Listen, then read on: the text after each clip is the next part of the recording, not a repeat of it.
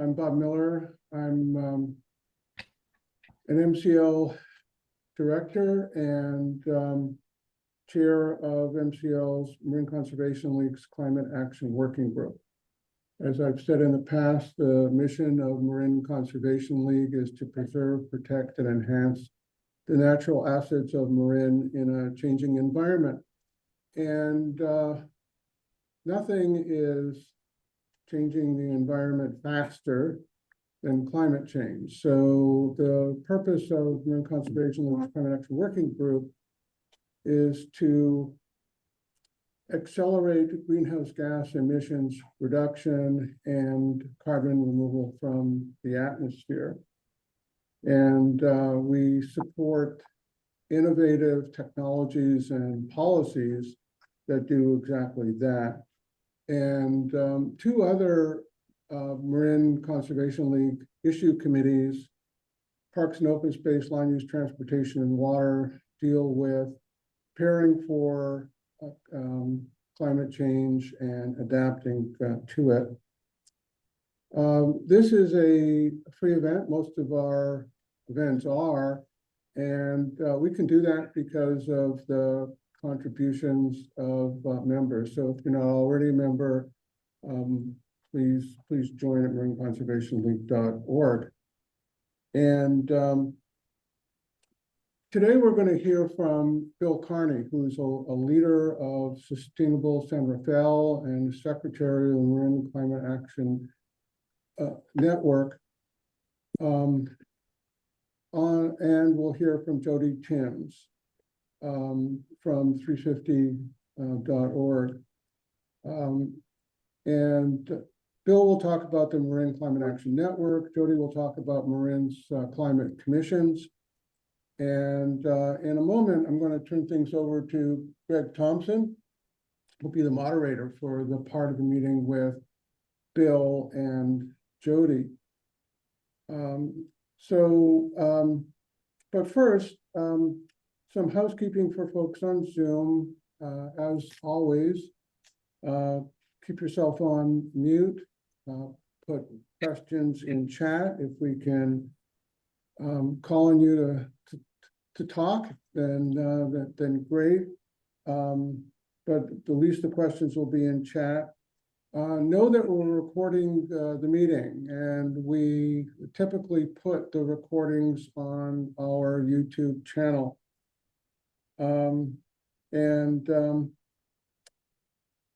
Do consider attending in person in the future. It's a congenial environment. There are some cookies to lure you in, and it just allows for more interaction among attendees. And I've said this in the past too, but I'll reiterate it. We've got groups of folks that are working on developing policy positions.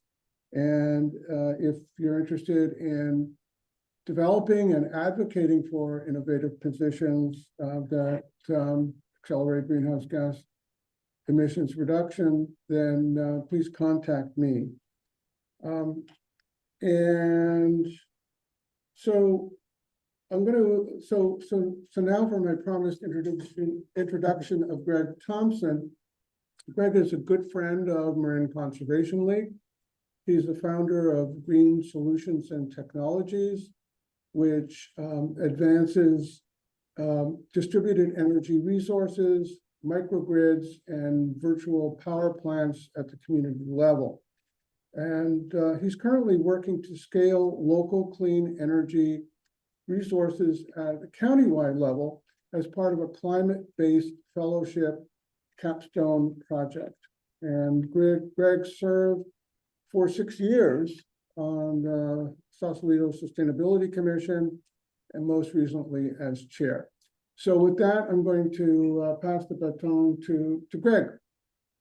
Great. Thank you, Bob. Thank you, MCL. And I just have to start by saying we got to do the hike around Bon Tempe Lake over the weekend, and it's gorgeous and beautiful. And we know how lucky we are living here. And thanks to Marine Conservation League, we get to have these experiences and many more. So I just wanted to start out by thanking MCL so much, and the fact that we have a climate action working group from MCL to focus on decarbonization and resilience is so critical. So thank you, Bob.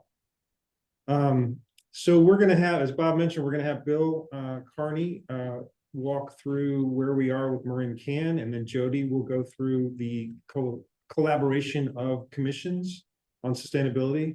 I'll start with Bill. Bill Carney is Vice President of Sustainable San Rafael, which advocates for the rapid implementation of the San Rafael Climate Action Plan. He served on the San Rafael General Plan 2040 Steering Committee and co-chairs the Time to Lead on Climate Coalition. He is board secretary of Marin Can. So with that, I will hand it off to Bill. It's all yours, Bill.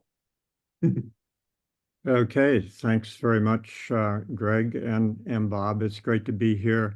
And actually, it's a gathering of the tribes here. I want to say that I'm going to present for 10 or 15 minutes, and then also ask our board president at Marin Can, Sam Rubin, and our board treasurer, Bill Keene, to say a few words. And then I see a number of folks here from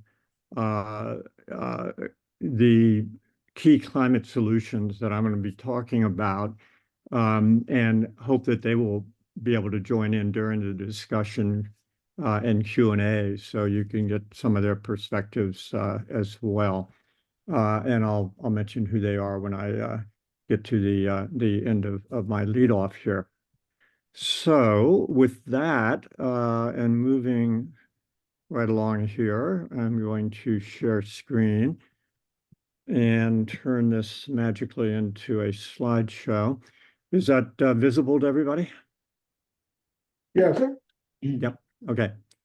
So, yeah, today I want to introduce you to the Marin Climate Action Network, or Marin Can, which is a new public-private partnership that holds the vision of how Marin can zero out carbon emissions by 2045 by working together and by marshaling the resources that match the scale of the climate crisis.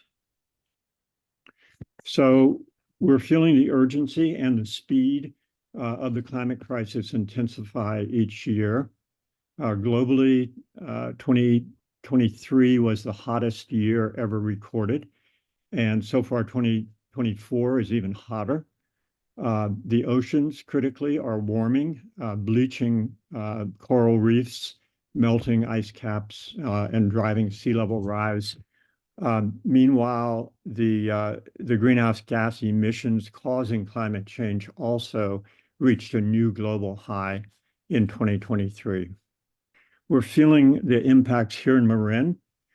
Flooding, drought, and heat waves are all intensifying.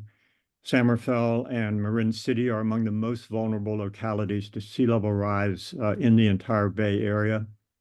And wildfires in the North Bay have cost billions and killed over 200 people in the past 5 years.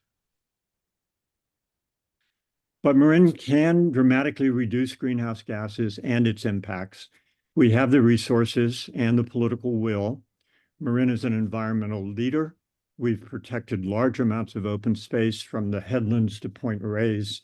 We've launched MCE, the state's first community choice aggregation clean energy provider. We have more carbon farms than any other county in California. Marin can lead again, showing communities elsewhere how the climate crisis can be overcome. So how do we zero out Marin's countywide greenhouse gas footprint? This chart helps to translate our climate emissions into the climate actions that we need. Half of the emissions come from transportation. That would be this large purple section. About a third come from energy, mostly from natural gas, and about 10% from agriculture, and then about 5% up here from waste. Marin Can's countywide goals track on state and national and UN goals. The target is to reduce greenhouse gases 60% by 2030 and below net zero emissions by 2045. These are ambitious goals, but Marin is well positioned to lead by example. We can show it can be done, and we can show how it can be done.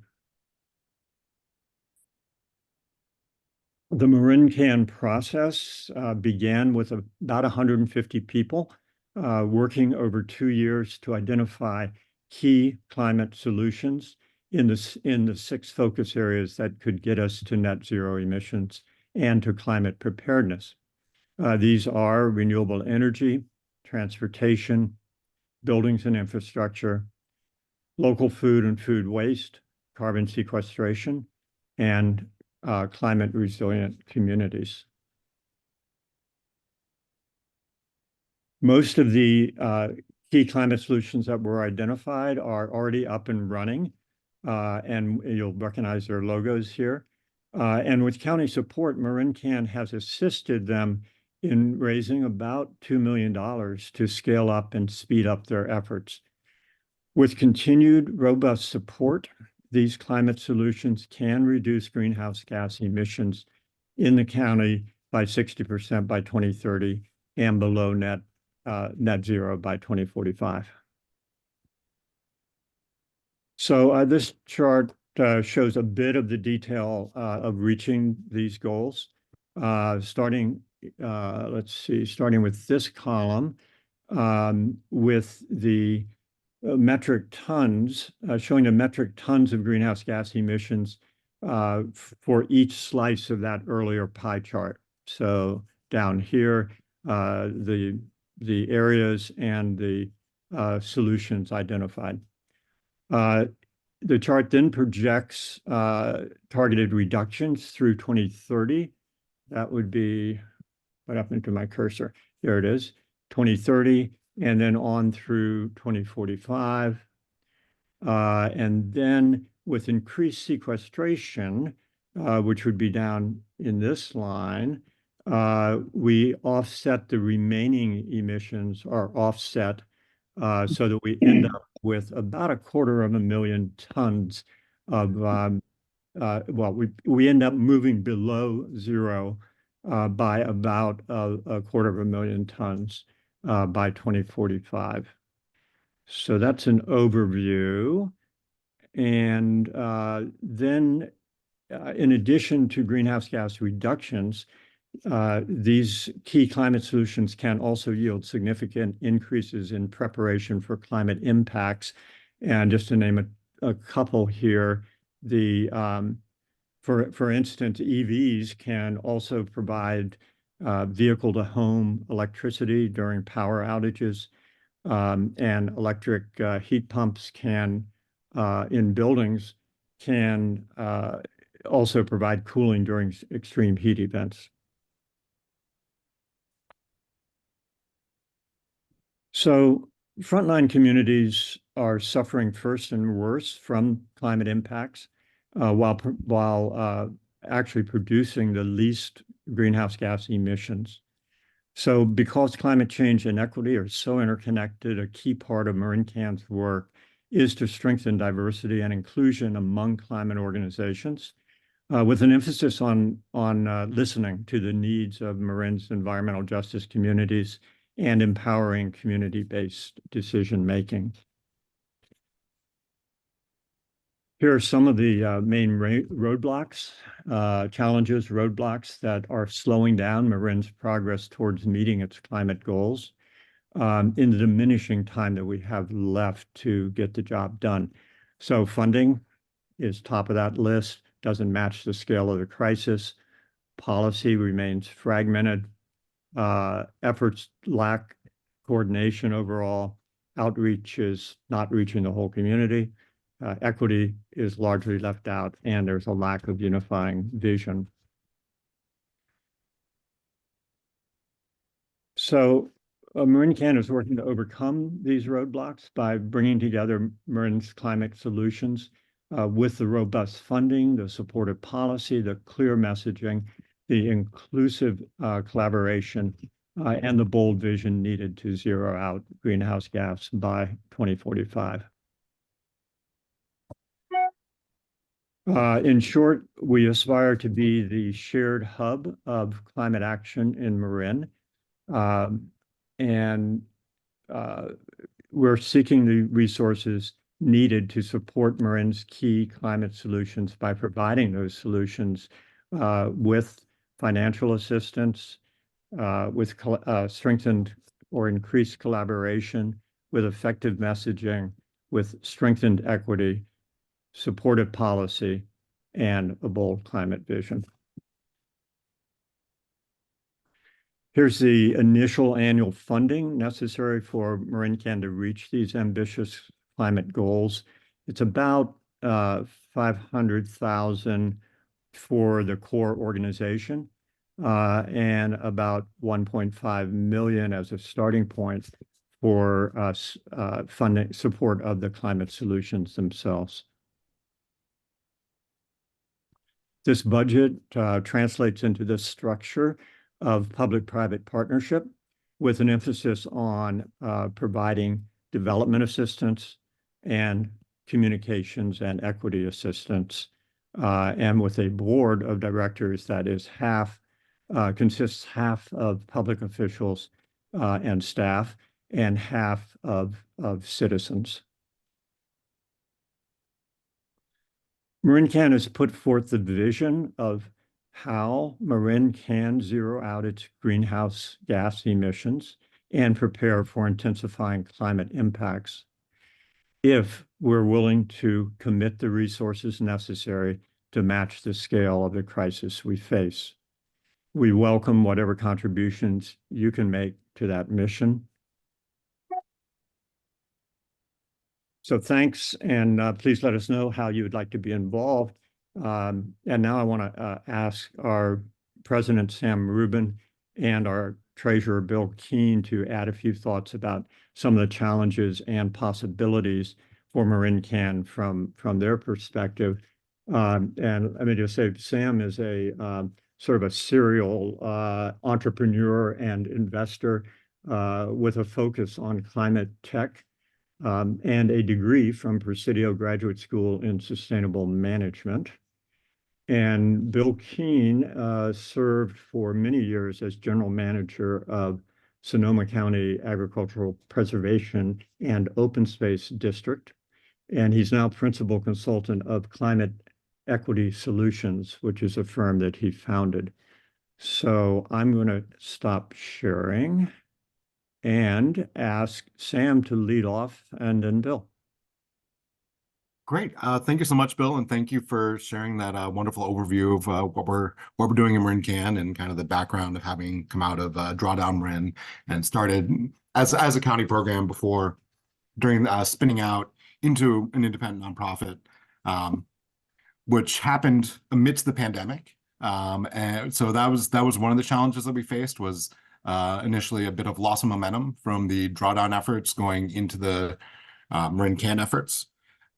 And part of that was a lot of new folks became involved through the new board. Additionally, as I mentioned, the pandemic brought its own challenges. And then unfortunately, relatively soon after we reformed as Marin Can, the staff member from the county who had been coordinating everything left to take another job up in the Pacific Northwest.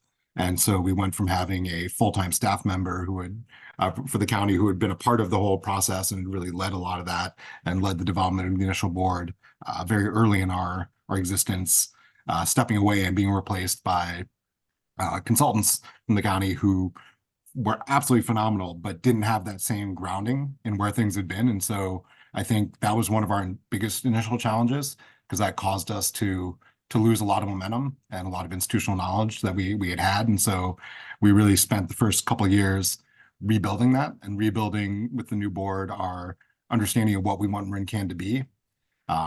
Having said that, it's been really exciting as we've started to build some significant momentum here in the last 6 months or so. Bill Carney has been doing a phenomenal job leading our program outreach committee and our quarterly climate solutions leadership gatherings. We're bringing together the various leaders of different climate solutions throughout the county to be able to have an opportunity to interact, to support each other's work, to learn from each other, so we can all work together to identify the existing gaps within the climate response in Marin, both within the county borders, but also critically in the communities that are impacted outside of Marin County, such as a lot of Richmond areas just on the other side of the bridge because of all the traffic coming into Marin. And so it's been a bit of a challenge in building momentum, but now that I think we're in a really good spot. We've been able to pull together some funds to hire a development consultant who has been doing phenomenal work in accelerating a lot of that. And similarly, we'll actually be having a gathering to bring together some folks in early June, which we're really excited about. And yeah, and don't want to take too much time. Leave some time for Bill Keane. Thanks, Sam. And I think Bill Carney did a great job of really laying out what Marin Can's role is. But I just want to highlight a couple of things for MCL folks to consider. First off, there really is only one organization in Marin that is holding the whole kit and caboodle, like holding the big picture, what we need to do to address greenhouse gas emissions, and that's Marin Can. And not only will we, and I believe I'm just as this is a crisis that we have no choice but to solve. This is really the future of our planet, and everything happens at the local level. And I really see that Marin can really be a model for other areas in the state and in our country to follow our path. The work of Drawdown Marin was a great start and gave us a roadmap. And now we're here, this board of Marin Can, to implement that vision and that plan. And it is a money issue. There's no doubt about that. It's an equity issue too. It's very easy for us all to say we could all convert to electric vehicles. It's not easy to do in practice when a good deal of our population is just getting by. The one area that I would say that we could use help on is holding electeds' feet to the fire, whether that be towns and councils, the board of supervisors, and we have several members of our board that are two from the board of supervisors and another from town councils that are on our board and serve to implement this vision. But that's not enough. We need to have pressure on our local electeds, again, towns, councils, board of supervisors, but also the land managers, because carbon sequestration, if we have massive wildfire in Marin, that would be devastating for us. Our ability to meet our targets would be compromised. So when you're advocating with local electeds, it's about investing money in these solutions, which Bill has put out there, and also in the work that they do. Government has to lead. That's the way it's going to be, and it's the way it has to be. And right now, policy talk sounds good, but action is what needs to happen. Talk is cheap, as they say. So your help in assisting us in bringing that action on the ground forward. And again, it takes money, but it also takes a commitment, and it needs to start with our elected leaders. So with that, I've got nothing more to add to what Bill and Sam said. I think they covered it really well, and I look forward to the dialogue. Okay, thanks very much, Bill and Sam. I also want to recognize a couple of other board members on the screen. One being Karen Mendelow, who is our outreach committee chair, and Sebastian Kahn from MCE. And Sebastian also represents one of the solutions that we're discussing, at MCE. And I want to just quickly name other ones so you're aware that they are in the room and hopefully can be part of the discussion as we move forward here. Belle Cole is here from the Marin Biomass Project. Tamara Peters from Resilient Neighborhoods. Carlene Cullen from Ride and Drive Clean.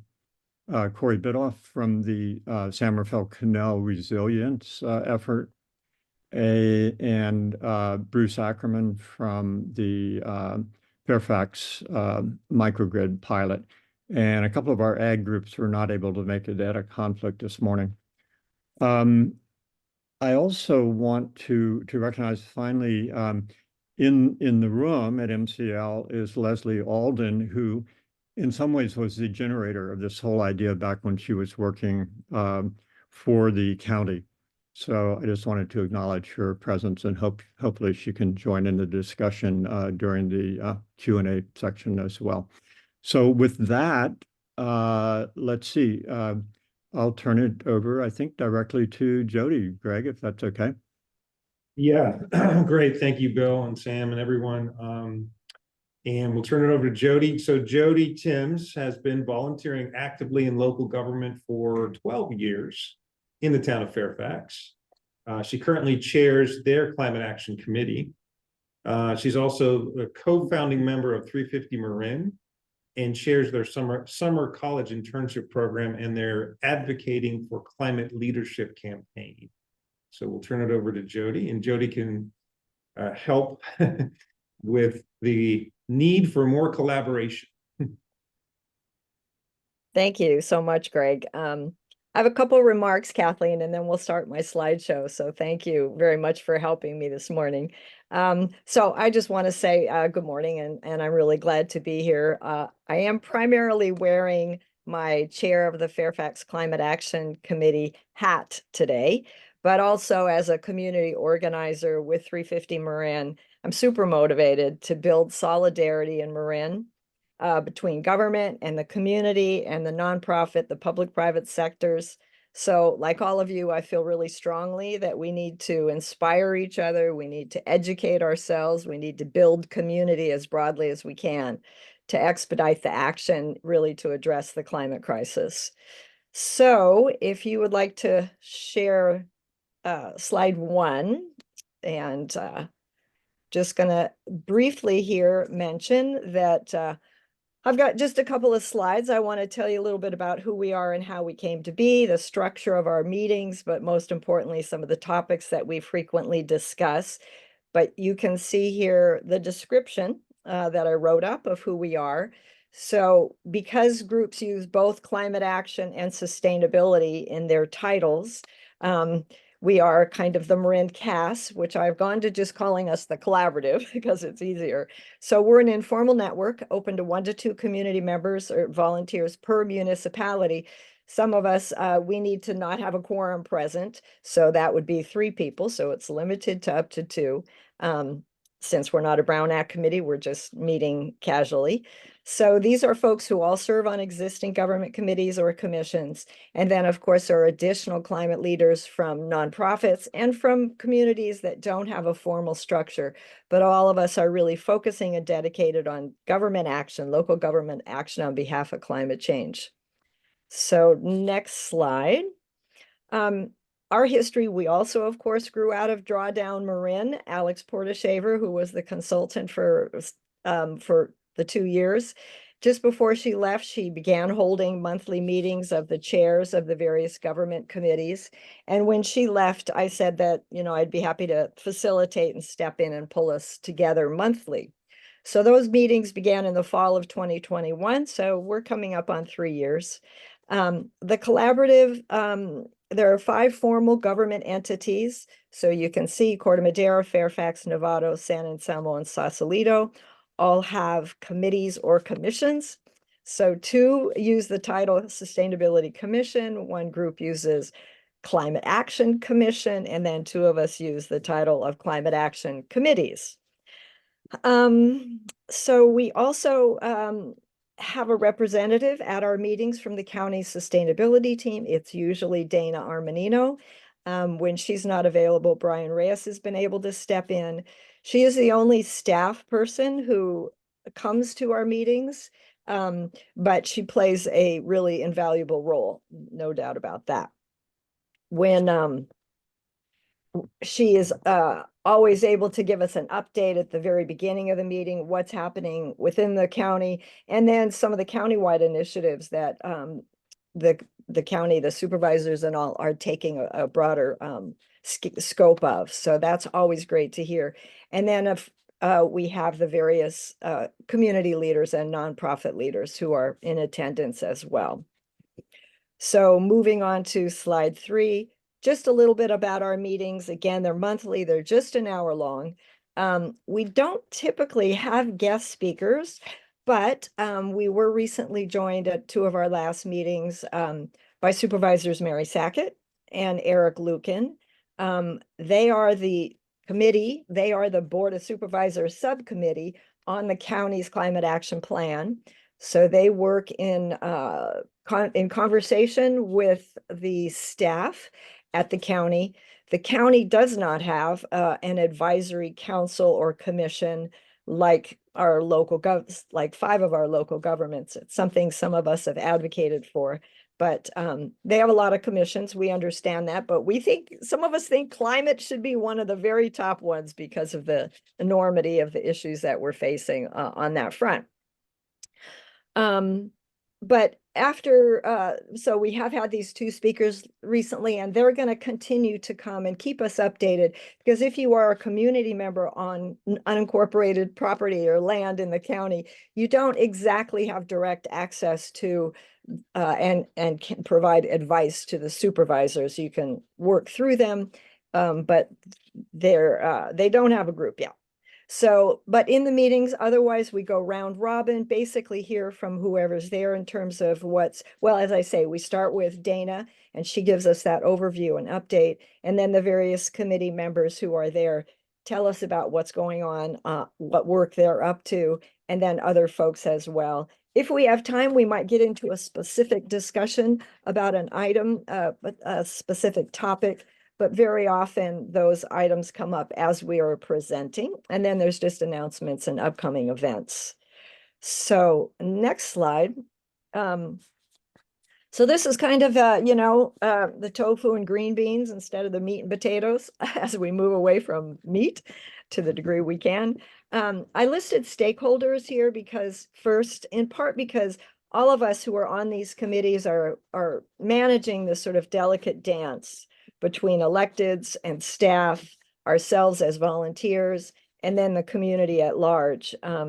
As you may well know, the electeds within Marin County have a forum, have the MCCMC, the Marin County Council of Mayors and Council Members. They have a climate subcommittee that meets on occasion. So, but they have a chance once a month usually to get together and talk about as electeds.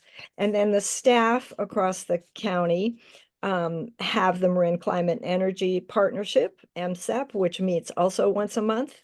And they, if you're not familiar with that website, I would definitely go there and be sure you see the tracker. All the climate action plans are there from all the cities and towns, but also the tracker gives you a sense of what's happening with some of the cities and how we compare with each other on a number of initiatives. But in terms of staff, there are, San Rafael has staff, Fairfax and San Anselmo have shared a staff member, Novato, Tiburon and Mill Valley are sharing a staff member, Corte Madera. So these are staff specifically across the county that have the title or the job of sustainability or climate action. At MCEP, there are other folks who represent some of the other cities and towns, usually are planners by and large, but that's a closed group for staff. So it's a support network for all of them. So the collaborative is really serving as this support and educational network for those of us who are on these committees and commissions.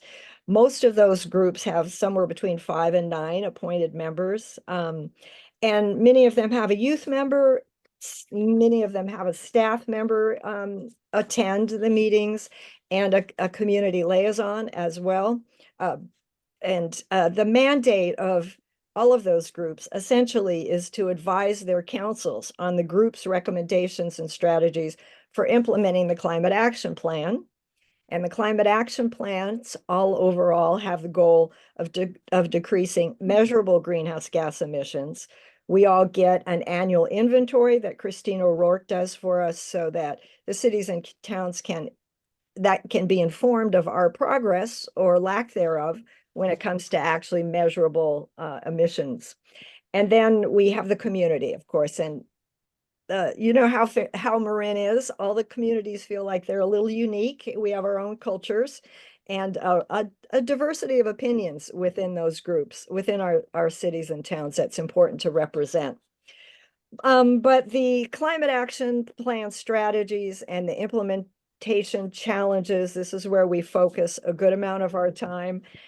As Bill mentioned, the built environment and transportation are the highest areas of emissions. So we spend time talking about the green building codes, especially in light of Berkeley and the ninth district's decisions, home energy scores, all of these issues, transportation initiatives, sequestration and biodiversity, also waste and water management. So it's our general discussion of all of this. What are we focusing on? How much success have we had? What are some of the obstacles we're running into? We share links and documents and news and draft resolutions and ordinances with each other.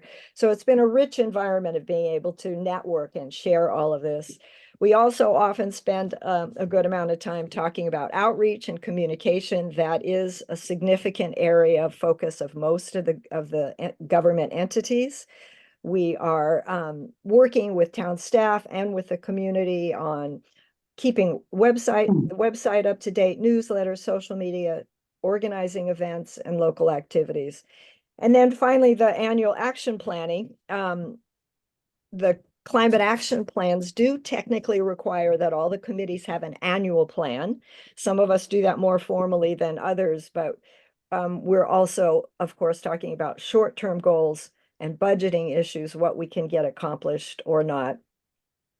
Some of the cities and towns actually have divisions or departments in budget that and funds. So we have a array of how the cities and towns are working with all of these subjects. And so these topics. So that is what we spend a good amount of time sharing. So that last slide is just my contact information. These meetings are essentially open. Anyone can come and listen or share. If you want to find out more, get on my email list. You certainly can just email directly. So we can go back to the full crowd.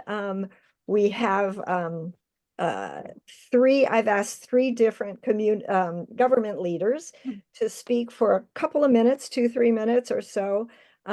So Bob Brown, Kathleen Gundry, and Al Grimet will represent Novato, San Anselmo, and Mill Valley and tell us a little bit about what they're up to. I'm not sure, Bob, are you here? I didn't see you. There you are. Good. And earlier. So if you would like to go first and take a few minutes and tell us what Novato is up to, that would be great. Sure. Hello, everybody. I'm Bob Brown. I am the chair of the Novato Sustainability Commission, also on the board of Resilient Neighborhoods, yay, and also the chair of the Marine Green Home Tour. So in Novato, we have been working on a very long-awaited update of our climate action plan, sort of trailing the other jurisdictions. It's been about the last 9 months. And I've been talking to Jody and the collaborative about trying to build and expanding on the work that they've been doing, because what we've realized as we're about to get a draft of our plan, that more than likely, most of the implementing actions are going to be pretty much the same or identical with the other climate action plans in Marin, partly because they're all written by the same consultant for the sake of efficiency, but also because we just share a lot of commonality in the problems we face and the likely solutions. So before our commission works on prioritizing what we want to work on in the next year or two, we thought it would be great to have a brainstorm with the other sustainability and climate action commissions to host something maybe later this summer or the fall, where we can sort of brainstorm what has been most successful in the various implementation actions across the county, and also to coordinate with the MCEP and what are their goals for the next year or two, and what are they working on that we can support those efforts as well. And that will then help us prioritize where we want to focus our energies. And again, hopefully the benefit of, again, as Jody points out with the collaborative, just a lot more coordination in our various activities. So that's that we're looking forward to later this summer. And I'll Great. pass it on to Kathleen, I guess. Yes, thank you so much, Bob. Sure. Hi, I'm Kathleen Gundry. I was the chair of the San Anselmo Climate Action Commission, but I gave it up.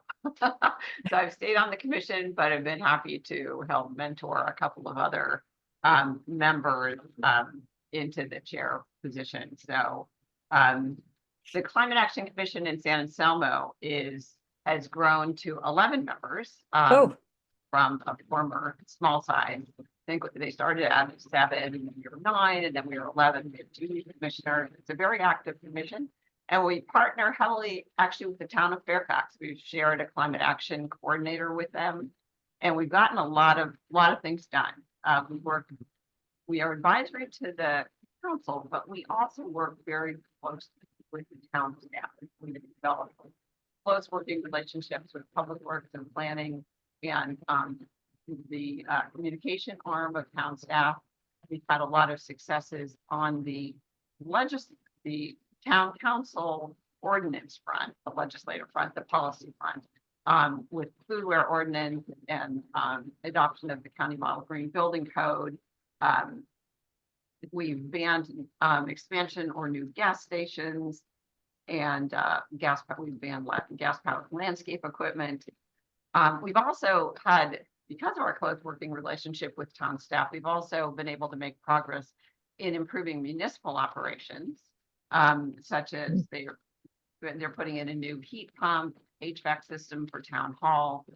They've just let a contract to do solar generation and storage for a resilience hub with town hall and the library. They have adopted the fleet electrification policy, and more to come. A lot more with active transportation and EV charging pilots. So we've gotten a lot done, a lot of initiatives. And the best part is we get to share that as part of the collaborative with Jody, so that even though Marin County doesn't have coordinated policy and is, as I call it, the Balkan states of Marin, we are able to share. Like, I made a flyer on electrification and I stole it from San Rafael and tailored it. I put it up on the drive, other people can use it. And so this is, even though there is not an official coordinated policy or communication program, we do a lot of sharing, and I think it's been super effective. Kind of where we're going, we have a new biodiversity initiative. We're trying to put together a plan for a pollinator garden. I'm working with Karen Mendelau Nelson, who's on this call. We've been invited to be part of the general plan update of town. With the general plan hasn't been updated since 1975, so maybe it's about time. We hope to get an update to the climate action plan with maybe more aggressive goals out of that project. And then just ongoing into the future, the big job of the Climate Action Commission is to track the implementation of the climate action plan and make sure that the town continues to make progress. We have a real big public education and outreach component, everything from social media to standing on the street and giving out giveaways and talking to people, trying to talk them into home electrification, and maybe a low carbon concrete standard, adopting the countywide standard. So that's sort of an update, but it's a lot of stuff, and it's really neat to see there are a lot of individual residents of Marin County who are working in the trenches as volunteers with their town staffs and councils to get this kind of stuff done, which we hope will reduce emissions.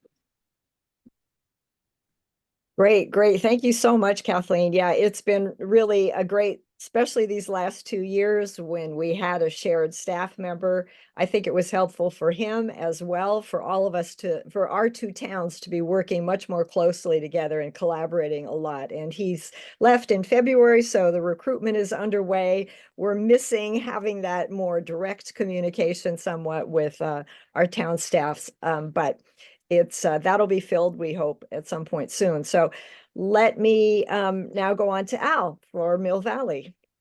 Thank you so much, all three of you, for speaking today, telling Great. us what you're up to. Thank you, Jody.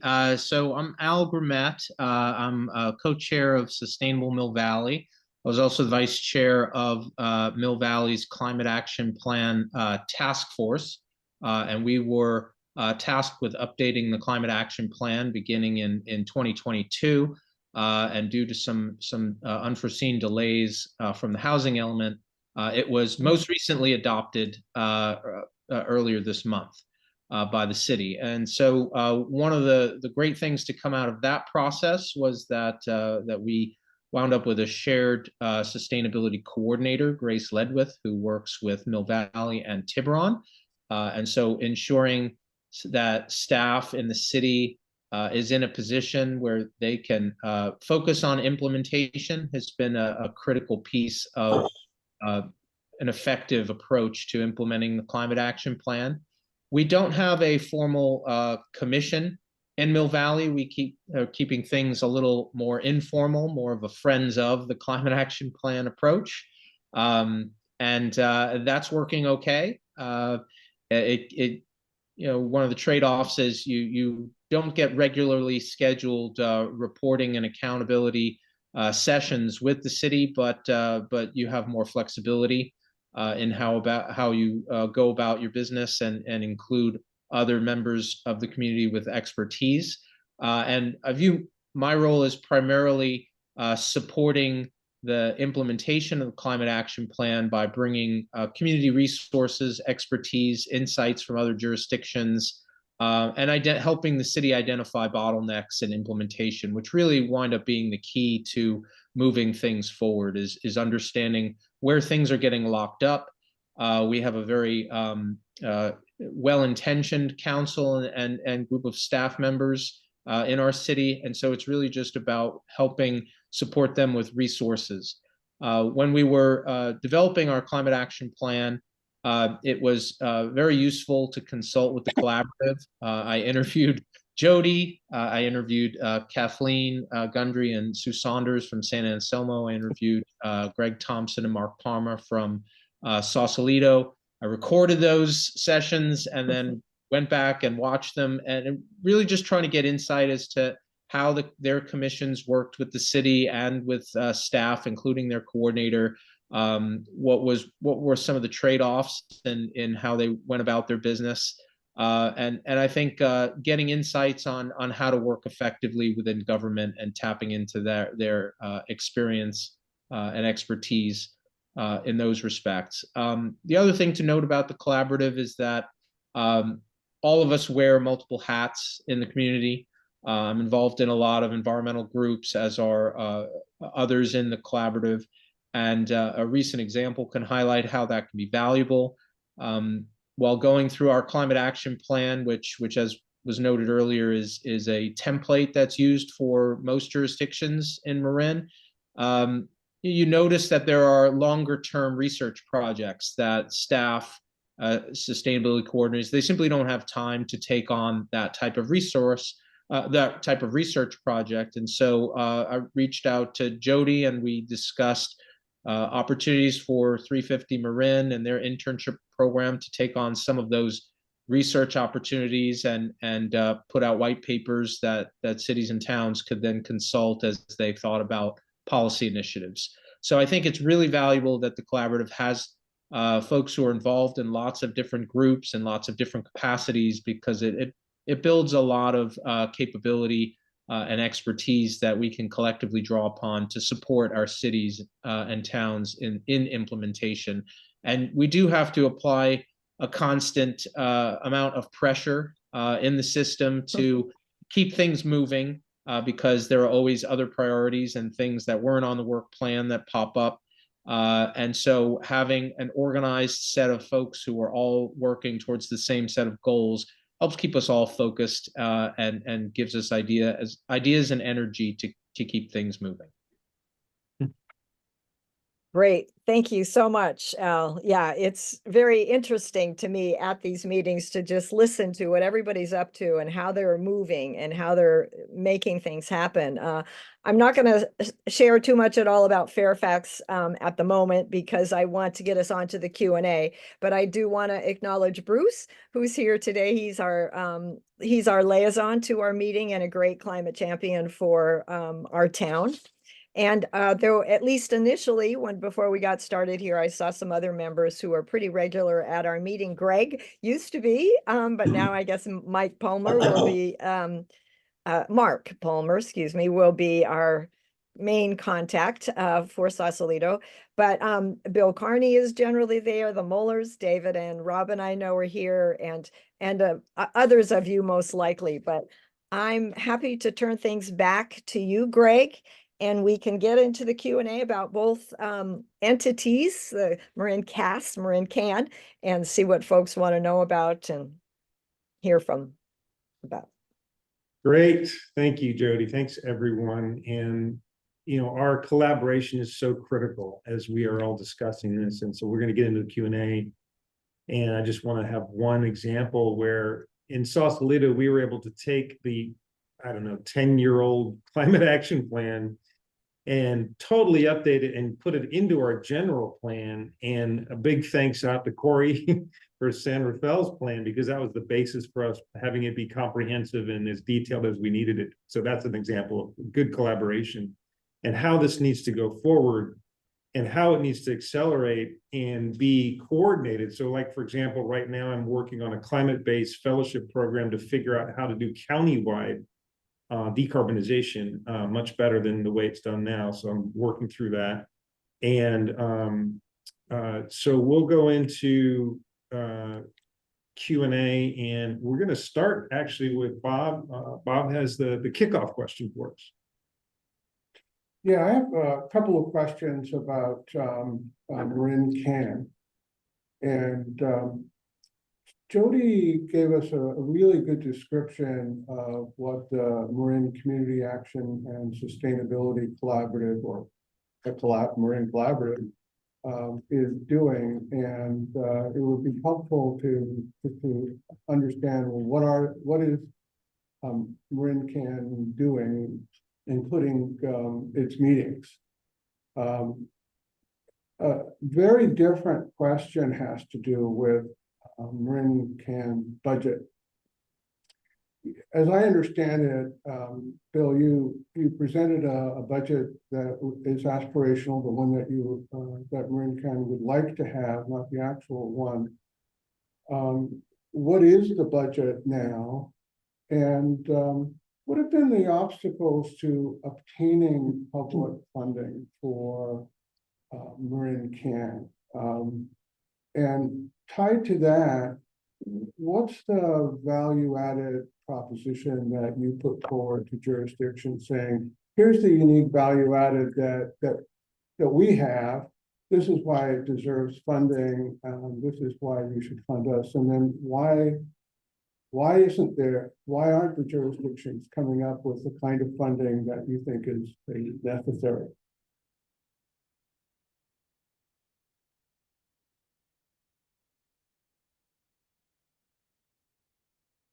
Great question.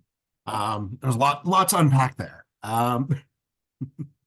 So Bill Keene, you maybe want to speak to the budget side of things first, then I can talk more about the relationship sides.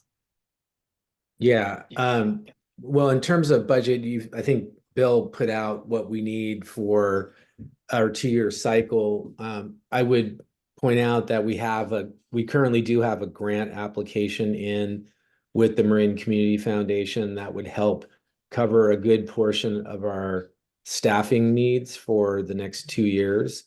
We have raised some money. I think we're up to $25,000 that we've raised, and we're going to be hitting that hard in the next several months with a development consultant we've been working with, and we've got some prospects to mind for that. But aside from that, is there anything else, Sam, that you're thinking of? Yeah, and I'll pick up from there. And then we've also had some very rich conversations with some potential donor advised funds from the MCF and others who are looking to help accelerate. And then we're going to be continuing to work with the county to see if about the possibility of getting additional county funding moving forward as a way to supplement what we're getting from MCF, what we get from individual donors.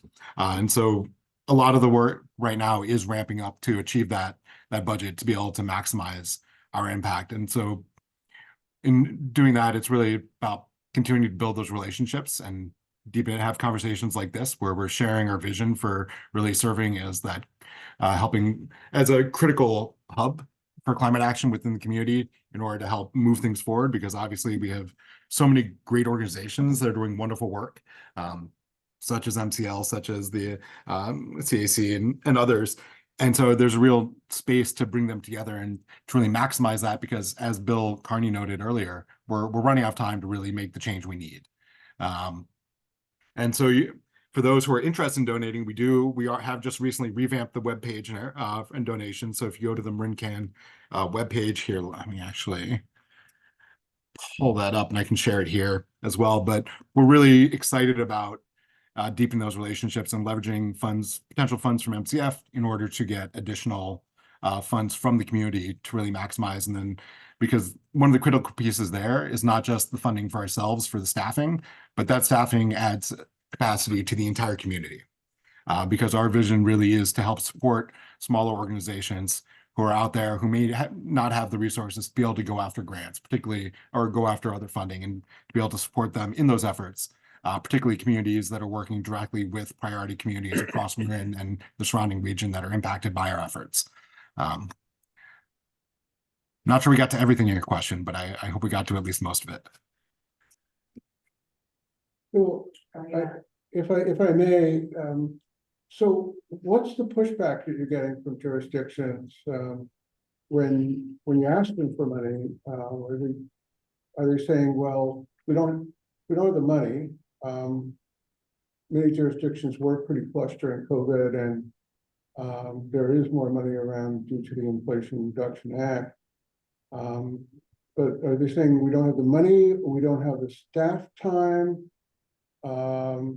we're not clear on what you want? I mean, what's the pushback here? Go ahead, Sam. Go ahead. Now, Bill, feel free to jump in. Well, I was just going to say that, we've heard this morning just through our combined presentations, the array of climate actors around the county, and many of those do have some support from various levels of government. I think the county, has been the primary supporter to date of our core effort, right? And which has been, to this point in time, largely an organizational effort to get together. To answer your question about, well, what have we done so far? I think the framing of the goal, and what it will take to get there, is in and of itself a considerable accomplishment that will stand Marin in good stead, going forward. And I think we've identified, some fairly tangible half dozen ways in which we can support the particular climate solutions that are key to accomplishing those goals. So that's, I think, a big contribution. Government, including the county, are all looking at, facing a diminishing budget situation. My own, personal take would be, if we were able to proceed forward with some basic funding, continued funding from the county for the core organization, that would be really useful to have that kind of solid base in order to leverage the additional money that I think was in the motivation from the beginning. In other words, can we reach out to funds that are not yet involved through public or through contributed sources and bring those to bear on the magnitude of resource that we really need, to get the job done. And just, I mean, a rough placeholder for that is if the groups that we've mentioned were all, and I won't say fully funded, but if they were funded to their targeted budgets on a yearly basis, it's about 5 million a year. That's a lot. And it's, that's a huge ask. So we're trying to build towards that level of resource ultimately from sources that perhaps haven't been brought in. And those would include private and foundation sources, and also government at state and federal levels as well. So yeah, that's a kind of short answer to a very complicated question, Bob, that you're raising. But I think in terms of value added, that there's been a lot so far and a lot more to come.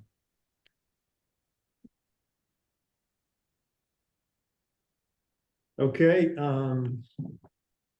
the general question on the table is for, anyone to jump in, and essentially we've got, as everyone is saying, we've got this incredible critical need to move forward faster as a county and collaborate better. So any questions out in the group here about or statements about how we can improve this collaboration and acceleration? Belle, you've got your hand up. Go ahead. And you're on mute. Better? Okay. There you go. Okay, thanks. Yeah. It's hard to know where to begin commenting on this array of action and also needs. I'll start out by just commenting on how valuable MCAN has been for the Marin Biomass Project, which began really earlier, and we were a solution that occurred earlier, and the way that MCAN has been helpful to us is to coordinate what we're going through, the work that we're doing, with other activities in Marin having to do with agriculture and waste.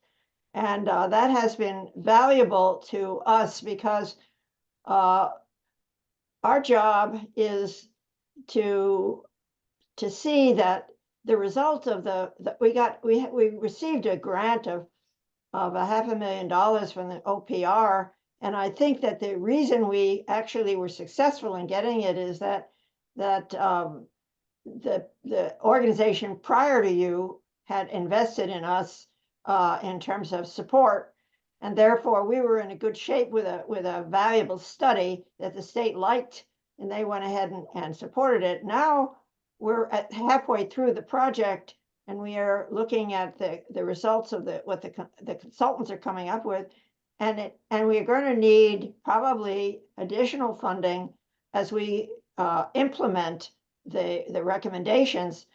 We're at the stage where we'll be doing implementation starting in the winter. So you need an organization like MCAN, in my view, which understands who we are, what we are, how we got here, and also how you can collaborate with the others in a very sophisticated way to kind of minimize redundancy, and also to help us, each of us, gain more leverage in soliciting outside funds.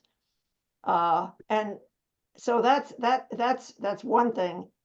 I also think that I'm just going to say something that goes beyond MCAN, beyond the biomass project, and that is that I also work on wildfire prevention with an organization called Ecologically Sound Practices Partnership, and looking at the fire scene, that we're able to one of the things we're lacking, I think, is a visibility of how climate action, we don't have to duplicate what you're doing. The climate action at the county level can be turned to with ease, not having to go through every group that's there in every city and county and every city and facility.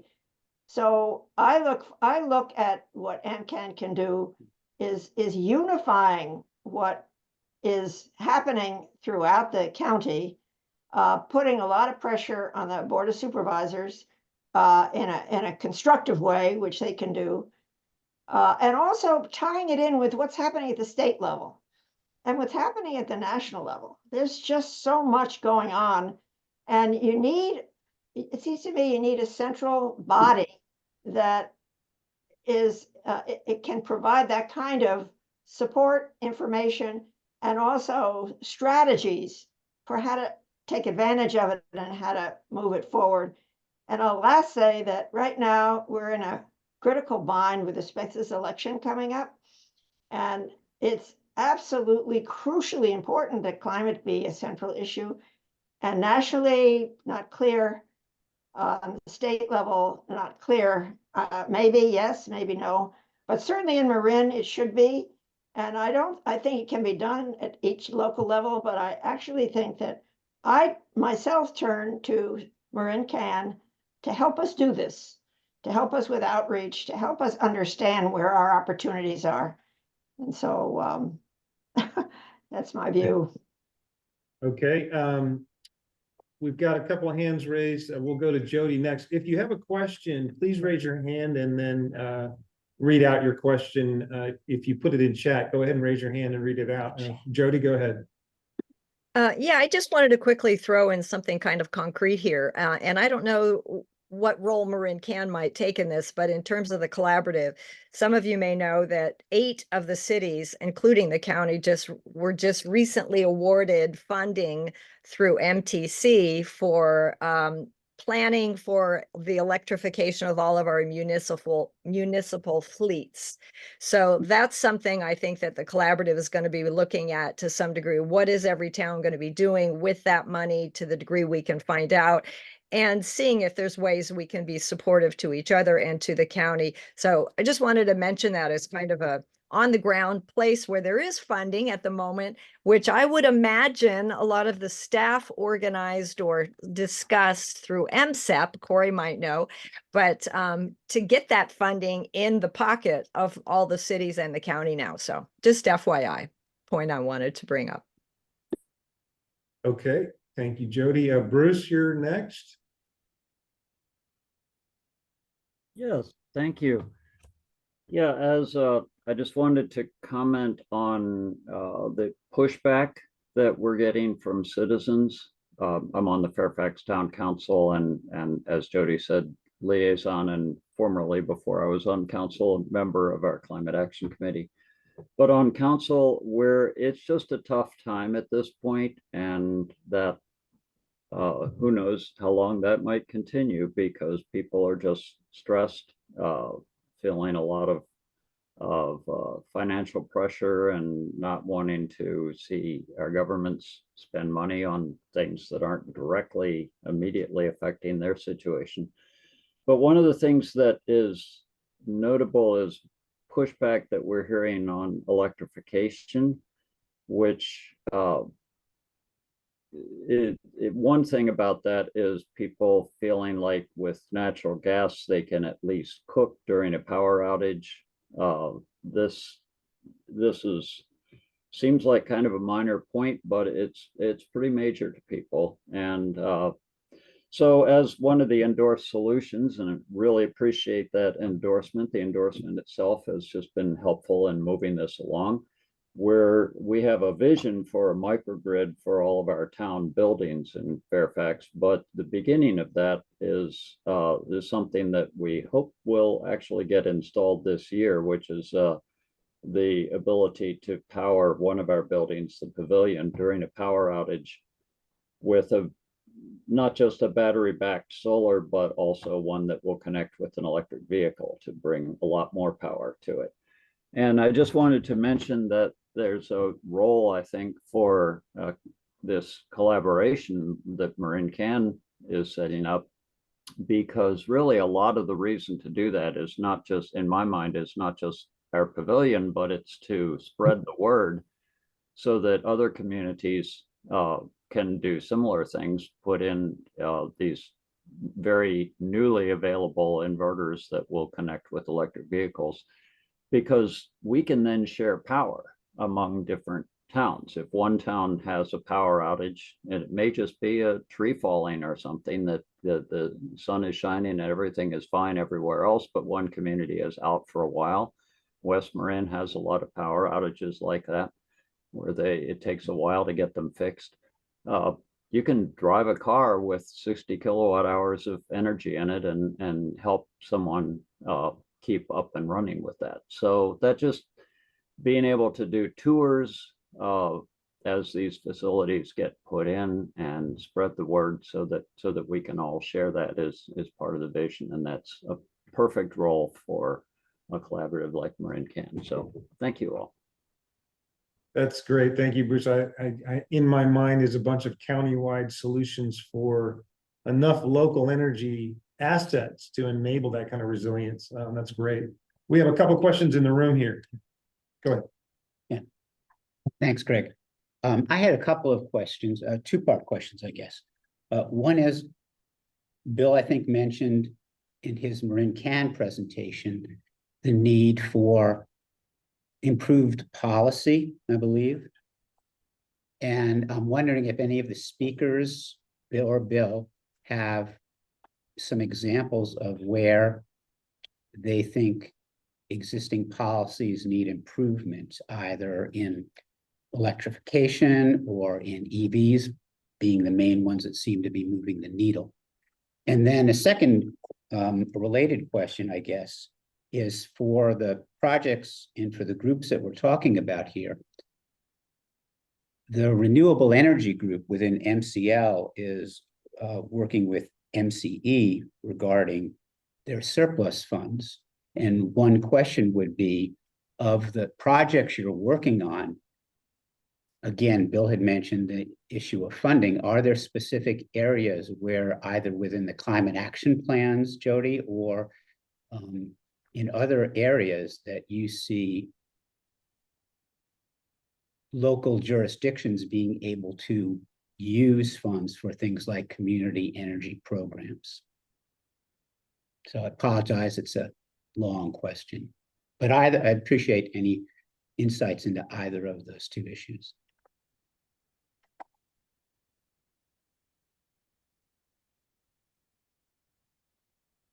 Any comments? Yeah, I could maybe jump in on the first part of the question. Actually, the terminology we use is supportive policy, always building on improving what's there, but supportive of the particular solutions. And David, you mentioned EVs and electrification. I mean, so examples of that. On the electrification front, I think something the Board of Supervisors is currently considering is re-upping the funding available for Electrify Marin. And in order to provide additional economic incentives for people to electrify their homes. And so that's something that very much is part of what we've been recommending going forward. And that would be an example of a supportive policy. On EVs, as most of you probably know, the county rolled out a year or so ago an EV strategy, accelerating EV strategy.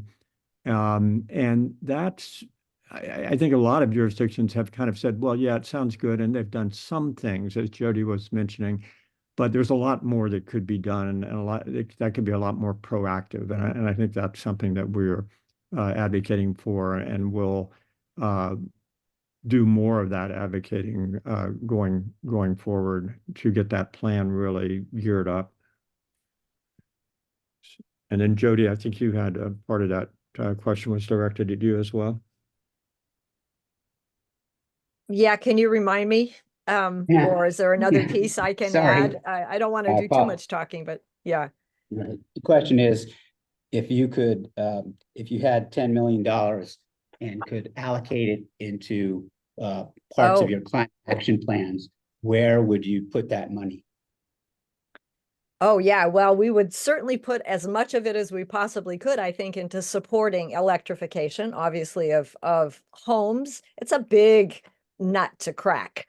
And we've had there's been a year-long pilot going on with Ready, Set, Replace in Fairfax and San Anselmo. They're distributing a report on that now. There's lots to learn from that. There's just a lot of ways we need to support homeowners as they try to take, whether it's replacing gas stoves with induction or just getting small induction burners to try it out. There's a lot of different strategies that I think need funding on so many fronts. So we could do a lot with it. We go to the town council with a budget every year and ask for a whole number of things. We're asking for 10 grand this year, which I don't think we're going to get, to do a tree inventory, to start to look at the health of all of our trees and as the basis for a master plan. So we could easily spend that by working to support the community. Some of the cities have rebate programs for landscape equipment to help people make that change, homeowners and small businesses. Also e-bikes. Some of us are working on a rebate program to try to support a movement out of cars. So there's all kinds of things I can think of we could use money for. Yeah, just to back up that on what to support what Bill Carney said, rebates for our residents, both renters, landlords and homeowners, to help them electrify is super important. Because it is daunting to undertake the electrification process. The other thing is training for the contractor workforce, because those of us who worked on electrification of our homes have discovered not everyone in the contractor community supports it, understands it, or can actually effectively implement it. And then I worked with Bob Brown on the Marin Green Home Tour. Both Silicon Valley's version of it, the community energy and the East Bay Community Energy also have good models for how to take money from the utility and put it out into the community in terms of rebates, and to sponsor their local Green Home Tour, which is an inspirational thing to people. People come and we've had thousands of views of the Marin Green Home Tour. And one of the problems we have is people look at it, they go, oh, well, that's so nice, but look at all those homes in Kent Woodlands. I couldn't possibly afford to do that. So we work really hard to do modestly priced homes so that people can be inspired, but they're still overwhelmed with it. But it's a great thing. And we as the Marin Green Home Tour spend a lot of time chasing small donations for sponsorships, because there's no cash available from MCE for that. So that's another way to spend money. And just to add to that, we have MCE with its programs, and it's got a surplus, et cetera, et cetera. I mean, we all know we want more for local decarbonization, electrification, and all that. And anything MCE can do to help with that is obviously important. So just tossing that out there. Leslie, you have a question. I don't have a question Or really, but comment. just, yeah, and I don't want to go long, but kudos to everybody and all of this effort. And I think most everyone who's here, and you guys maybe remember me, and thank you, Bill, for mentioning the launch and the foundational start of what became Drawdown Marin. It was before the 150 people got involved. There was a group of 10 of us, including Bill Carney, and several other people who were here, but Carlene Cullen and Wendy Callens and Kiki Laporta and David Kuhnhart and Robert Gould and me, and I'm probably Chris Yolanis, I'm probably missing somebody else. But it was just we met every week for several months in early 2017, launched in the fall of 2017, and it's just exciting, even though it's been a number of years, it's really exciting to see where this is heading and what's been accomplished, especially with all of the, COVID and the rest of it. So kudos to Sam and Bill and the other Bill and everyone who's working so hard on this collaborative approach. But I'm reminded too of how we started MCE, and it was really about education. And it was reaching out to people who were not the advocates, but it was the advocates in large part who were doing the outreach. It's so much about meeting people where they are and not lecturing and not telling they have to, but bringing them along with you. And this collaborative approach that we're all talking about, it's like, it's everything everywhere all at once, and which is overwhelming for us, and it's really overwhelming for everybody else. Yeah,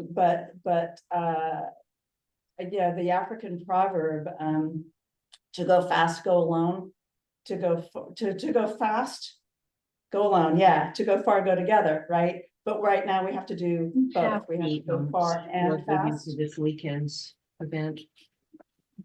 Hello. Okay. But I want to encourage everyone to think about how we bring people along with us. It's the general public. It's that movable middle of the 80% who realize that there's a problem but don't know what to do. And I think that that's really that essential ingredient of moving policy forward, bringing the business community in.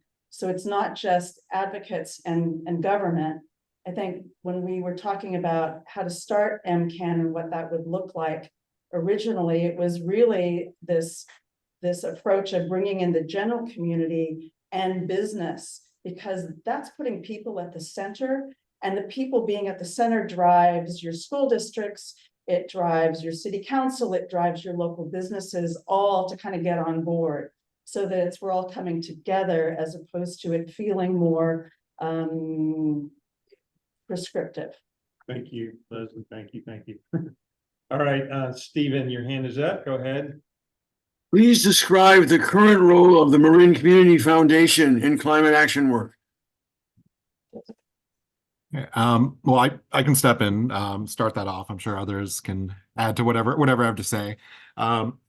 So obviously, MCF has for a long time been supporting the wonderful work of Marin Can and so many other organizations. And with the recent refocus and development of new priority strategy centered around climate justice, they're they have a huge role to play, and are really stepping into that boldly and with great vision, and driving the response to the climate crisis here in Marin, and not just ensuring that we're responding to it in terms of the environmental impacts, but really making sure we're responding to it in a way that's really centers equity and centers climate justice, so that we're not doing so in a way that leaves the priority communities kind of in the dust, as it were, as has too often been the case historically. So I'm a real big fan of what MCF is doing and the leadership they're showing on climate justice, and not just through their grant making and as an organization, but then obviously all the incredible donor advised funds and donors who share that vision and share the vision of Marin Can and so many others to equitably respond to the climate crisis in a meaningful way that addresses, again, not just what's happening within the borders of Marin, but really recognizing our impact more broadly, such as obviously, like I've mentioned before, but like the health impacts of Richmond from the traffic that sits on the bridge, and other aspects. So yeah, big fans of what they're doing and really excited about the new direction and focus. Okay, David, you're up. All right, thanks. And I even remembered to turn on my mic. Listening to all this, I want to step back to one thing to start, and then I have a couple of thoughts to share. First of all, kudos to MCL for bringing us all together, and that's part of MCL's mission, is to provide a forum to do exactly what we're doing here. And I just want to acknowledge that. Bill Carney mentioned the EV acceleration plan, which has been out a year or so, and commented on the issue is getting jurisdictions to implement the recommendations in there. I'd like to point out we're on the cusp of getting a countywide building electrification roadmap, which is going to be the same thing. So if you put those two plans or roadmaps together, we're going to have great recommendations for the two major sources of greenhouse gas emissions in Marin County, almost 80%, just between those two. So it's not really about knowing what we need to do to achieve the goals we're trying to achieve. So then I want to go back to Bill Keene's point about Marin Can needing help holding electeds' feet to the fire, is the way I heard it.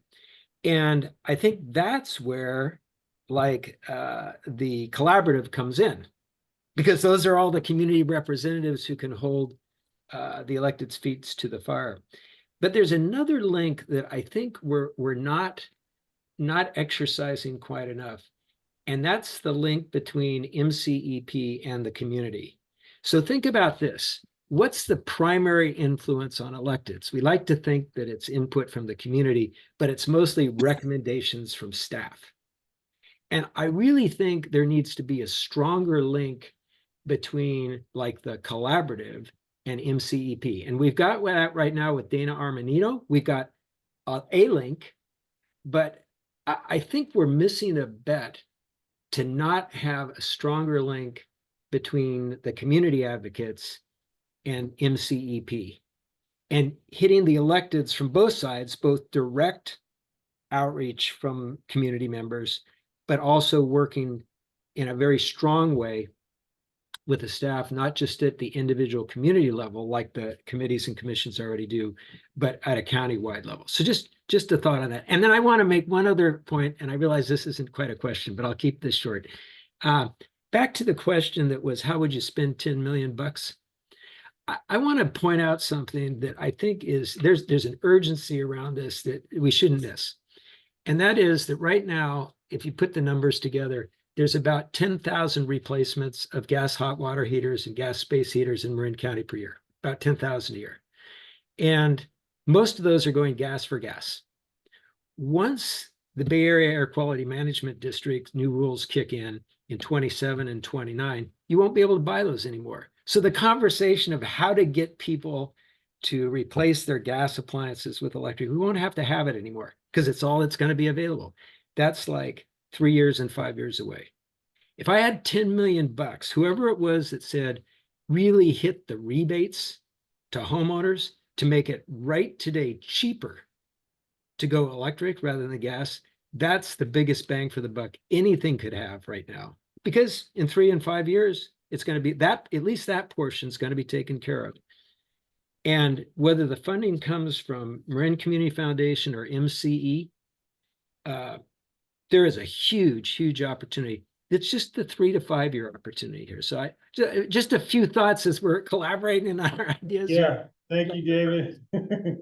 Bob has a comment, and Tamara will go to you next.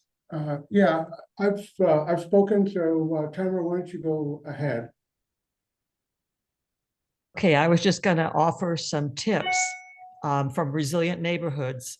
Since we don't have our electrification plans and people can still replace their gas water heaters with more gas water heaters, what we're doing is to get beyond that obstacle is we're partnering with Quit Carbon, which is a for-profit business.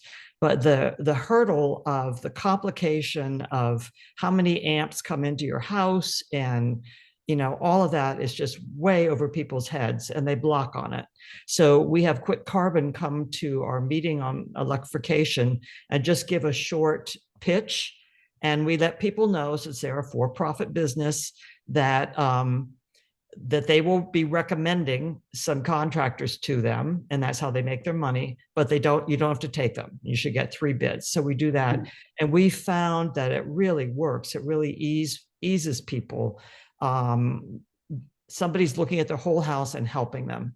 And so that kind of concierge help is really, we're finding it really successful. And just the last thing I wanted to mention is I was just talking to Marin Community Foundation. They said they're going to be offering multi-year grants. So I wanted to share that, which could be important. Bob, you want- Yeah, so in thinking about funding, there's been some discussion about the need for resiliency focused on government buildings, the need for electrification of homes. I want to point out that MCE has some programs and is adding to the pot this year for community energy programs. How that's to be spent is to be determined.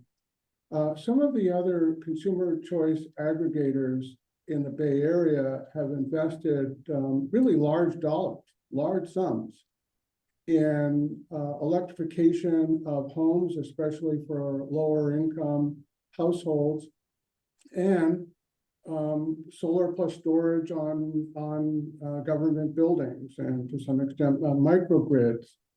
And we're talking for Peninsula Clean Energy. They let two contracts, one for 26 million for electrification, a whole home electrification, turnkey electrification, and a $23 million contract for solar plus storage on government buildings. And these are major contracts. Silicon Valley Clean Energy and AVA, which used to be East Bay Clean Energy, also have very large scale programs. So I think looking to consumer choice aggregators as a potential source of funding is important for local environmental organizations to do, because it's often not top of mind, but in terms of money being available down the road from excess surpluses, the consumer choice aggregators are generating, there's real potential. And certainly that's something that Marin Conservation League has been focusing on in our work with MCE. Yeah, this is one of those moments where, thanks to the success of Marin Clean Energy and its fight over many years to get established and its success in getting clean energy sourced, we have the CCAs, and now it's like we need decarbonization for communities and resilience for communities to be the next source of resources, programs and funding that the CCAs can help our communities achieve. That just seems like the natural next step, as Bob was articulating. Okay, Sue. Hi, this is great. Thank you for all the great information. I just wanted to add, there's been a lot of talk about building electrification, which is so important, but the majority of emissions, over 50% in Marin County are from gas-powered cars and transportation. So if I had the money, I would be putting it towards rebates for e-bikes. I would be putting it for more chargers, especially near multifamily housing, who don't have access to a home charger and makes it more difficult to own an EV. There's this misperception that EVs are only for rich people. I've heard that, on Nextdoor a lot. And actually prices have been dramatically lowered, and there is the, $7,500 tax credit for a new one and $4,000 tax credit for a used one. There's a lot more used EVs coming on the market. So I just wanted to talk about that because it is the majority of emissions. And, one of our I'm on the San Anselmo Climate Action Commissions, and one of our former chairs mentioned that when carbon is released into the atmosphere, it stays there for hundreds of years. And that shocked me. So I think it's so important that we electrify transportation. I just came back from Europe, and I would love it if we had bike lanes and more public transportation. I just don't see us getting there fast enough. So I really want to just emphasize how important it is for everybody to get out of their gas-powered cars, whether it's through electric vehicles or public transportation or e-bikes. And, that is why we have, partners with Ride and Drive Clean to put on an e-bike show this coming Sunday, actually, from 10 to 1 p.m. in Fairfax, across from the Good Earth parking lot or next to the post office. And that's something we work really hard on, is getting that message about electrifying transportation and how we just have to get rid of gas-powered cars if we're going to have any chance of keeping it to a reasonable temperature increase. So thank you. Yeah, thank you, Sue. So what is it? 60% of our emissions are from our transportation choice of today, and that's got to change. And then the other 30% from the gas we use in our homes and buildings. So, okay, Corey. Hi, everybody. So great to see so many awesome climate champions in one room. I took a look at the Zoom and was just so impressed. You all do so much, and your advocacy is super important. The one thing I wanted to mention is all this discussion about the impacts of the major emission sources, I think, is missing a super important piece. When we do a consumption-based inventory, our emissions triple per household. So we can look at that pie, which is really an in-boundary emissions inventory, and I think we're missing so much. The major source is not transportation. The major source is consumption. And that's a big deal for Marin County. If there's one area that I feel like Marin can or others could really fill the void, it's in this consumption piece. That's what Tamara does with Resilient Neighborhoods, is she gets people to reduce their consumption.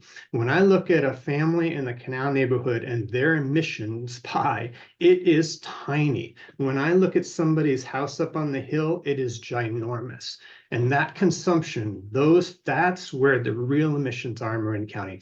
And that's what we're not getting at with our government entities. That's just it's hard for us to do. It takes a ton of engagement. That's a big piece of what I'm hearing here. And I would also just suggest that you try to reframe in your minds, not engagement, outreach, education, but behavior change. So important, because that gets at is like, people may want to do the right thing. They may have all this education about doing the right thing, but if there are barriers in the way, they're not. And I like to give the example of somebody that you want them to take the bus, but they got to get their kids to school. They got to get to work on time. Afterwards, they got to see mom in the nursing home. They want to get to their yoga class or they're going to go crazy. Then they got to get their kids from soccer. Where does a bus fit into that, right? That's what behavior change is talking about. So I just want to give a plug for consumption, because I don't hear much about that, and it's such the major piece here in Marin. And if we can crack that in Marin, we can really show the way. I mean, I think one of the things that Marin is so great about is doing things like MC, things that can be replicated in other places. And so I would just put a big push in for that, because all the government entities have these other things in their climate action plans, and your advocacy coming to councils is so important to help us make that happen. But we're not getting it as that crucial piece here. Thank you. Yeah, thank you, Corey. And we're not going to talk about this, but I'm just going to say it. Plastics, no. Chris. You're on mute, Chris.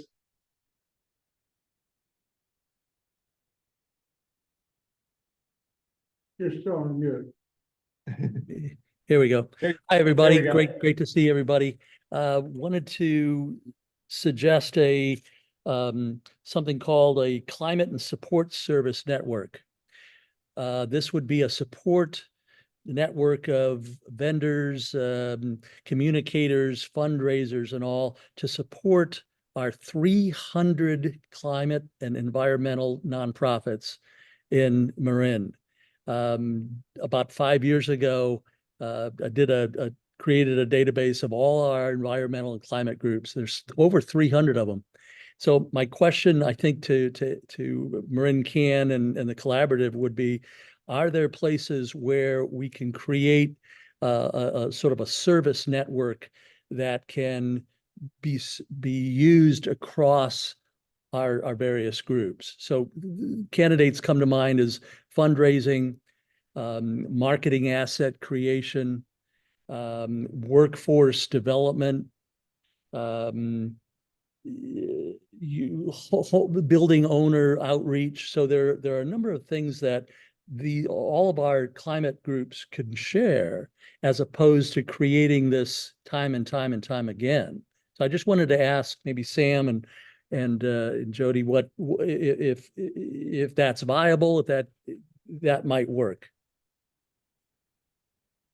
And again, this is a shared resource of common tasks, common sort of human and funding, sort of tasks. Yeah, I oh, go ahead. Just sharing best practices, templates, so it's not reinventing the wheel constantly. I mean, everyone has a great idea, but it's already been done. And why don't you just, as someone earlier said, just take what's been done and modify it for your own community or your own needs. I think that's a huge piece. We're wasting so much time duplicating and replicating existing efforts. Yeah, very, very much agree. I think there's a real opportunity. That's something we may look to do with the new Marin Can website, is potentially create space for that. And I think that's for Marin Can, that's really what we're trying. One of the major reasons we're looking to create professional staff and raise those funds is to be able to be a resource for the community in terms of supporting grant writing, in terms of going after funding opportunities, and really being a resource for all those organizations. So that's really a critical part of our vision and a big part of our fundraising push right now, in order to be able to hire the staff to be able to support that and grow that. All right, we are.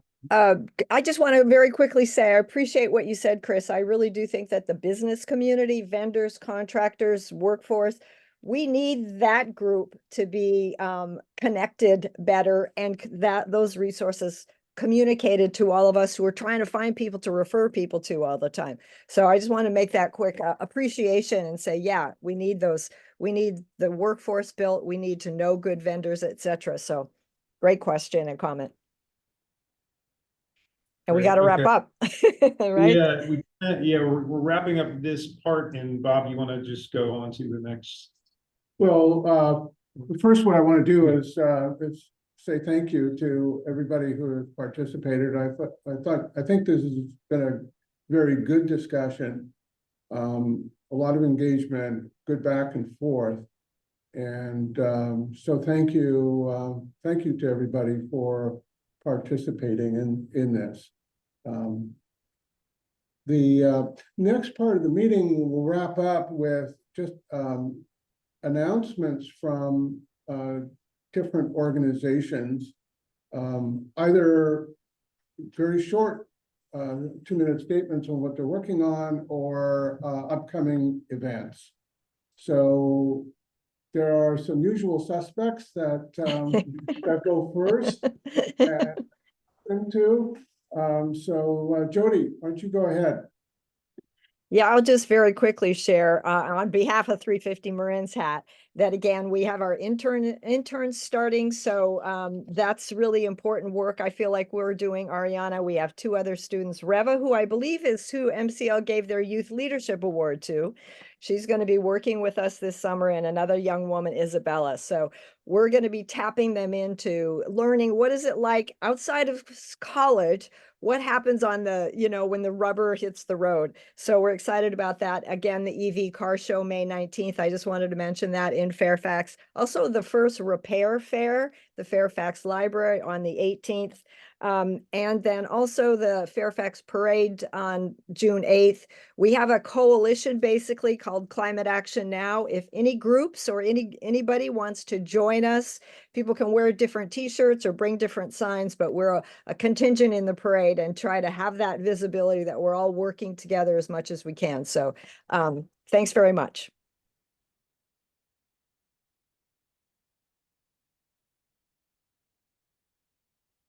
Okay, so I'm not seeing other hands going up from more of the usual suspects.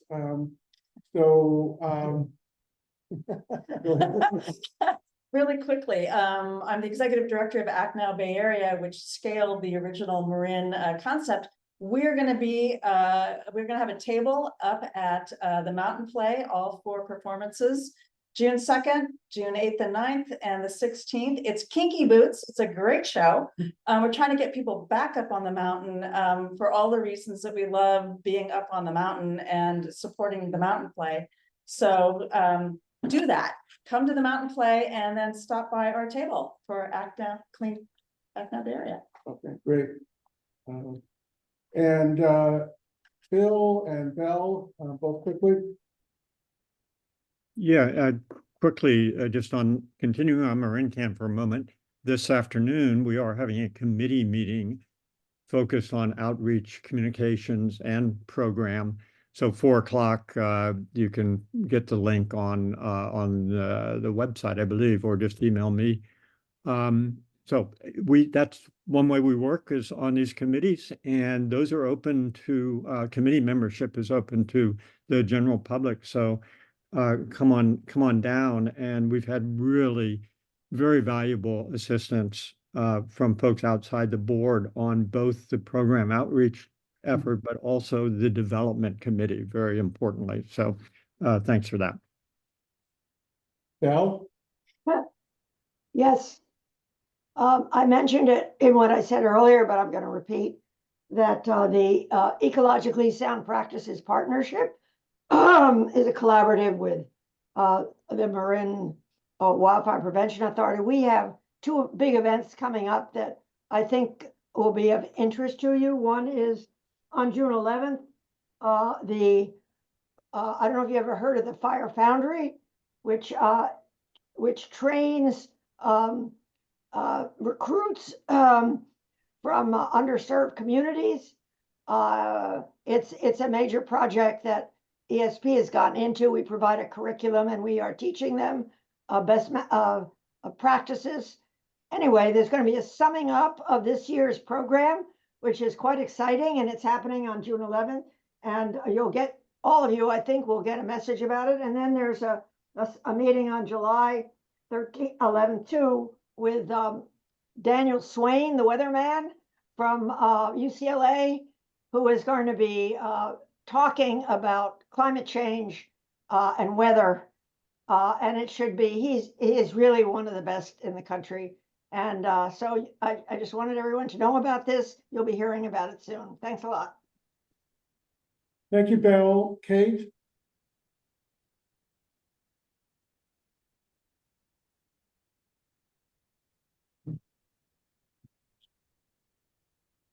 Can you hear me? Sorry about that. Sure. I just wanted to mention that speaking of transportation, the Transportation Authority of Marin is doing its first ever countywide transportation plan. There is currently a survey out, and we'll have it in our e-news that will go out on Tuesday, the link to that. But also MCL's Land Use, Transportation, and Water Committee is going to be talking about transportation at its June 5th meeting, which is, we meet first Wednesdays from 10 to 12. I think that, you know, some of the obstacles to reducing greenhouse gas emissions are big picture. It's not only getting people into electric vehicles, it's also how we plan our towns and cities so that public transportation works well and we have density in areas where people are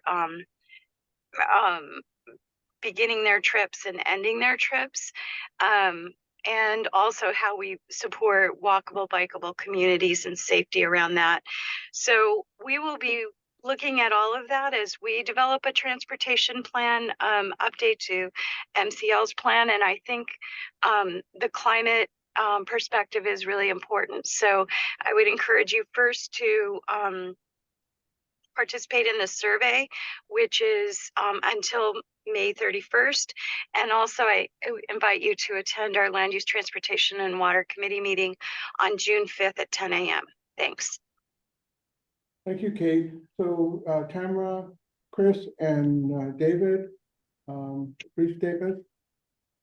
Okay, so we've got our summer climate action team starting on June 13th and June 18th. And I haven't shared for a while, and I just wanted to mention our 2030 climate challenge, where we're asking people to not just go through our program and take actions then and within the next year, but to take actions and pledge actions over the next 7 years. And we're following up so they can do the electrification plans. They can save for the things that they can't afford right away. And we're following up every year with them, reminding them of their pledges and providing them with up-to-date information on all of the rebates and the financial incentives that are current that they can have access to, and the current information on resources of people that can help them and businesses.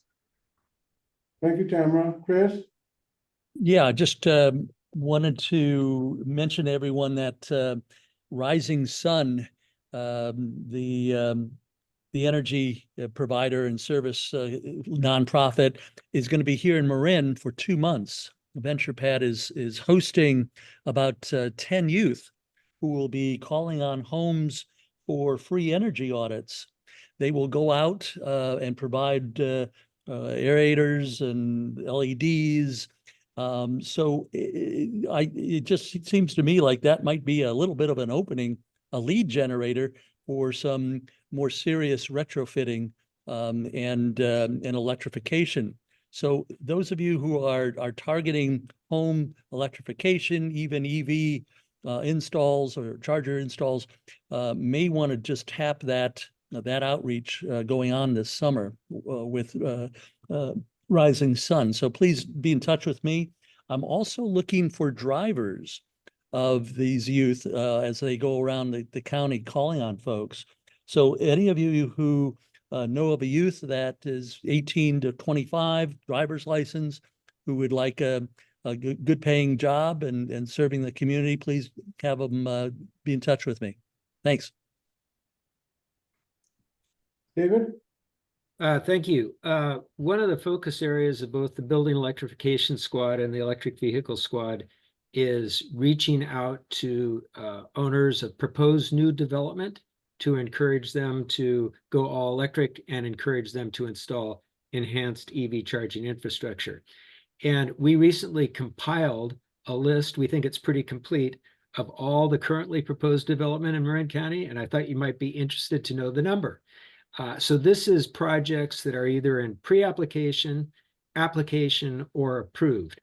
The number is over 5,000 currently. So when we all saw the 14,000 target for the regional housing needs allocation and said, no way, currently there's over 5,000 units currently proposed in Marin County. Just to give you a sense, it's big. Thanks, David. Sue? Yeah, I just wanted to make people aware in Marin County, PG&E is doing a free charging installation program for small businesses, nonprofits, and in multifamily housing. And we're trying to make people aware of it. And it's for disadvantaged communities, but disadvantaged means also not just income level, but exposure to air pollution. So it's basically anyone near 101 is able to get this funding. And I'm putting my email in the chat if you're willing to get involved in outreach to let people know about this free charging installation program from PG&E. I'd be glad to get some more help. So thanks. So we've come to the end of this meeting. The next Climate Action Working Group meeting will be on June 19th. I want to make another pitch for recreating the in-person part of the meetings that we had prior to COVID. And there are a grand total of 5 of us at this moment here. Small but mighty, as they say. And that's it. We'll hopefully see you in a month's time. And thanks again to everybody who participated in this.